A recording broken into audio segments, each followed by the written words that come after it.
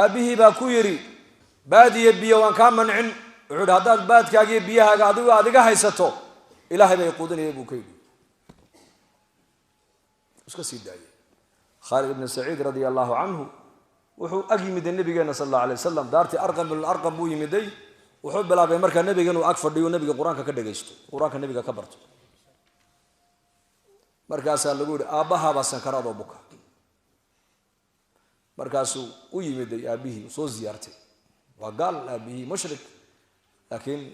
diintu islaamku ku odhan mayso ha u samafalin kuma odhanayso bal waa inaad u samafashaa hadduu gaal yahayna hadduu islaam yahayna kaba sii daranba deedna markaasuu dul yimiday aabbihii oo sankaraada oo walaalihiina hareeraha ka wada joogaan markaasuu yidhi ma khaalid baa ninkay dul taagan haaba waa khaalid weeyaan diintii maxamed ma ka soo noqotay may kama soo noqon kana soo noqon maayo buu ku yidhi wuxuu yidhi haddii xanuunkaa aan ka kaco ilaaha maxamed maka lagu caabudi maayo buu yidhi ragga gaalnimada halka ka taagneed eega markaasuu yarkii sidaa u eega aabbihii intuu qiblada u eega sii jeestay buu yidhi ilaahow aabbahay xanuunkaa ha ka kicin buu yidhi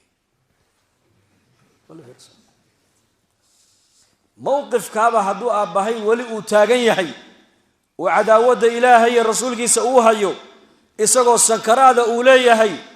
haddaan xanuunkaa ka kaco ilaaha muxamed maka lagu caabudi maayo hadduu la soo taagan yahay